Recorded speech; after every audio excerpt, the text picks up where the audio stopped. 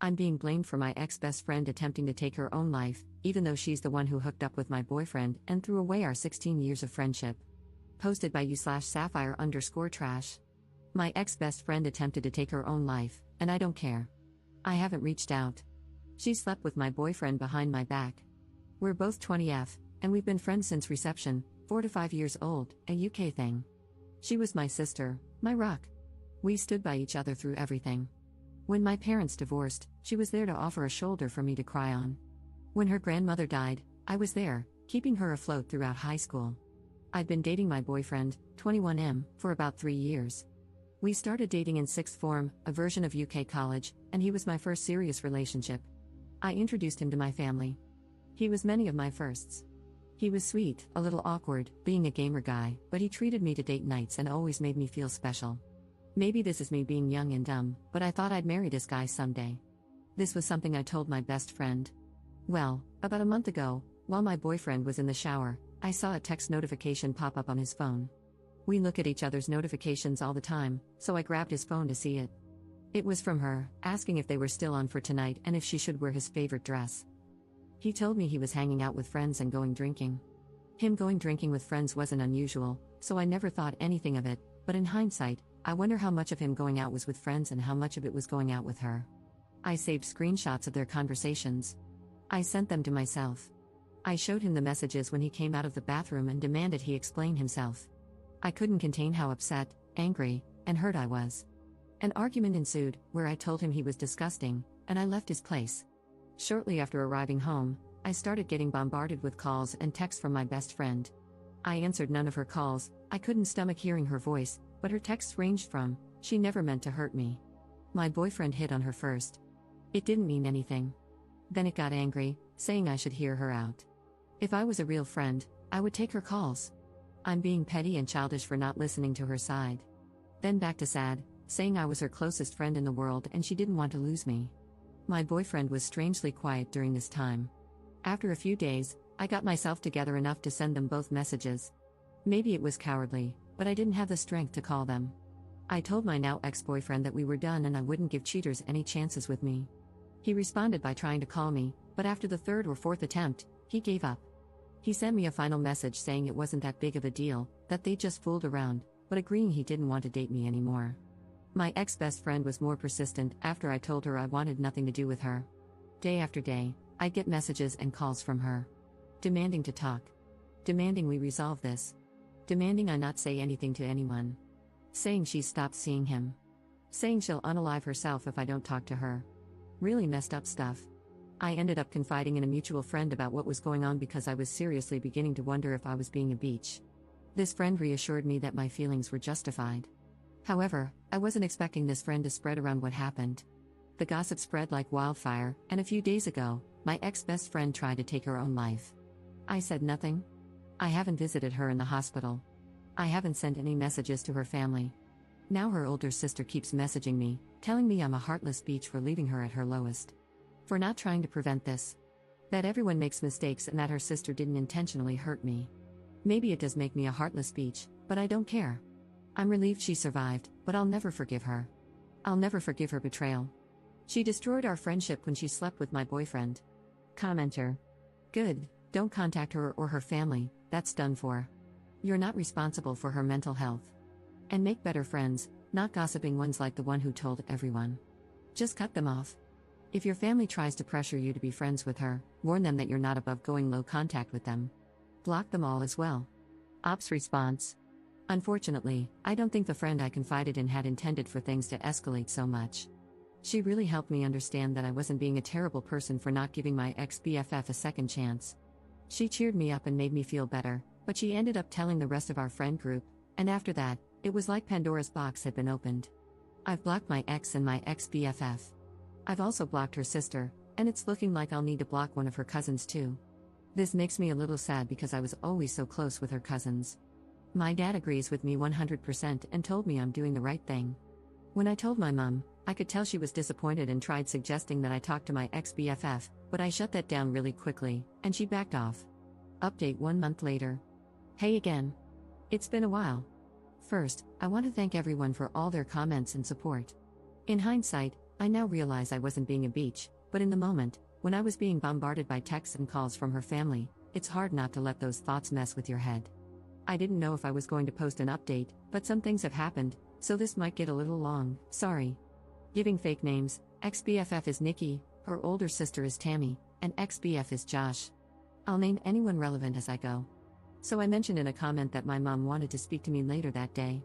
I had a few replies warning me that she would try to pressure me into forgiving Nikki, and they were right. She came over to my dad's that evening and wanted a conversation in private. She asked if I'd spoken to Nikki yet. I said no. She asked if I was going to. I said no.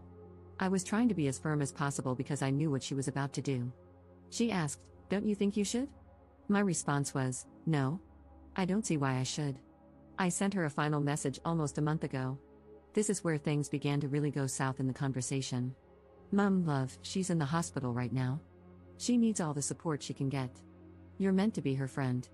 I didn't even know about her condition until her mother called me. Me, really? I meant to be her friend after she slept with Josh behind my back? I didn't say anything about her because I didn't want to talk about her. "Mum, are you really going to hold on to a silly grudge? I understand she hurt you, but she's hurting so much more right now, love." Me, she's hurting? Mum, yes, you both are. I raised you to be a kind, forgiving person. Why can't you forgive her? Me, what? Like how Dad should have forgiven you? This wasn't my finest moment. I didn't bring it up before because it wasn't relevant, but the reason my parents' divorce was due to infidelity on Mum's end. And it wasn't just a one-time thing, not that it matters even if it had been, but my mum always believed Dad should have just forgiven her. I admit this was a low blow for me, and the conversation spiraled into an argument from there, with both of us saying some not-so-kind things to each other. Eventually, I decided the conversation was over because we were just going around in circles and heading into yelling territory, so I told her to leave and said I'd try talking to her again when we'd both calmed down. When she was leaving, she said this, "I hope you're not as cruel as your father." I'm typically not an angry person, but this infuriated and hurt me. I lived 50-50 between my parents. They both made sure I had everything I could need or want, but she felt her situation and struggles were undeserved. Dad never helped with bills or payments that didn't involve me. She expected more. Cheaters always do. I didn't say anything when she left. I just blocked her number and social media accounts and cried. She cared more about the girl who had hurt her daughter than about her own daughter. She realized pretty quickly what had happened and came back the next day, but Dad told her I didn't want to talk to her, true, and she had to leave. It took maybe half an hour before she finally left. The next few days, she kept trying to reach me through other people, but I stayed silent. The Friday after my post, I decided I felt calm enough to talk to her and unblocked her. We spoke over the phone, which wasn't as exciting as the conversation above. Basically, it was her apologizing and telling me she was wrong for trying to force me to forgive Nikki, that she'd respect my decision, but she tried to suggest I think about it. I very firmly told her I was not forgiving Nikki. She just said, okay. Things didn't really feel the same with us. I couldn't bring myself to be as chatty with her as I was before, and it didn't help that she kept giving me updates about Nikki. The first time she did it, she told me Nikki had been put on a 72-hour psych hold, assessed, and eventually released. I told her I didn't want any updates on Nikki's situation. I wouldn't stop her from checking in, but I didn't want to be involved. She complained and said she thought I'd want to visit her, but I threatened to block her again if she kept pushing, and she shut up. Nothing was mentioned about Nikki for a couple of weeks before Mom again broke my boundary and brought her up, telling me about how Josh had stopped talking to her, and how Nikki needed a shoulder to cry on. I again told her I didn't want to know, and this was her last chance not to bring her up or I would cut her from my life. She complained again but eventually promised it wouldn't happen again. Maybe I should have learned from my mistakes because I know my mother. She doesn't take no for an answer. It was really quiet for a while. My friends and I had all basically carried on from what happened, and even though I know a couple of them still occasionally talk to Nikki, they never bring her up around me or tell her, I hope, how I'm doing. I thought I could finally close this chapter of my life, but nope. Today, my mother called me and asked if I wanted to get lunch. I hadn't seen her in a while, so what was the harm? I headed to the Weatherspoons we planned to eat at, and who do I find sitting with my mum? Nikki and her sister Tammy.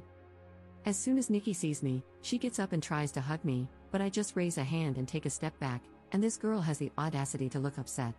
Mum immediately knows she's effed up because she's scrambling with all the excuses. It hurts to see you two fall apart like this, you were so close. I thought you'd forgive her by now. And my favorite, she made a mistake, she misses you. During this time, Nikki has been quiet, and I can see Tammy glaring at me. I'm just so effing angry and upset. I honestly didn't think Mom would pull something like this. I wanted to leave and cry, but I looked at Nikki and said, for someone who's made a mistake, she sure hasn't apologized for it yet. She had this guilty look on her face and muttered something about me having her blocked and having no way to. I said, "Is that really all you have to say?" And she just looked at me, confused. I was done. I turned to leave, and her sister started yelling after me, saying that I owed Nikki a second chance with all the trauma I put her through, while Nikki was begging me to just listen to her and talk to her. I told them all to F off and never contact me again and left. I managed to get out of there before Tammy started a fight and went home, where I sent my mom a text a while ago telling her she'd better lose my number because she no longer has a spot in my life. Then I blocked her and just cried. My dad's been doing his best to comfort me, but it just hurts so bad that my own mother did this to me. So that's where things are at right now. I'll update if anything else happens, but this whole situation really effing sucks. Commenter. Why were you still in touch with your mother when she cheated on your dad? Ops response. Because she was still my mom. I was a teenager when my parents divorced, and it was my father who encouraged me to maintain a relationship with her. Second update 16 months later. Hey there, everyone. I'm the girl who made the "my ex-best friend attempted to take her life" posts. I didn't think labeling this post like that really fit. I first want to apologize for taking so long to give you an update and to also thank you for your kind words. I haven't been able to reply to many messages, and I've had a lot, but I've taken the time to read through every single one, and I appreciate every single one of you. This Christmas has been amazing. I spent it with my family, with my dad, and I went out on Boxing Day night with my friends to party hard and regret it even harder the following day. I'm in a much better place than I was back in December 2023. That's kind of why I struggled to give you all an update, because around Christmas and New Year's 2023, I was not in a good place. I really needed to focus on myself and work on getting to a better place. As of January 2024, I have been no contact with my mother. Unfortunately, I've seen her since then, and I've done my best to avoid talking to her on the 3 occasions I've had to be in the same place as her. Not out of choice, mind you, but it is what it is. During Christmas 2023, she had expected that I would be spending it with her and her side of the family. Given the events at that time, this was obviously not happening, and my dad told her as much. She lost her mind. She refused to take no for an answer leading up to Christmas, to the point that Dad and I left for my paternal aunt's house on Christmas Eve to spend the night there. According to a neighbor, my birth giver showed up pretty early in the morning to catch us leaving, but was irate to learn we already weren't there. Thankfully, my aunt had moved house quite recently, so my mother didn't know the new address. However, we came home to parcels completely destroyed on our porch the following Boxing Day. There was even a Christmas card labeled for me, but inside was a horrible letter from my mother, describing me as the worst daughter on the planet. That honestly destroyed me, and I spent New Year's a mess. It's difficult cutting off your own mother. I spent half of January 2024 trying to fix things with her, but it came to a head when I realized I was the only one being forced to compromise. I finally cut off contact, and it's been that way since.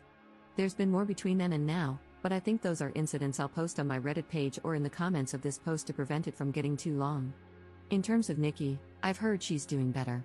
We've not spoken since my mother's lunch escapade, but she's found a job and, according to a mutual friend, a new circle.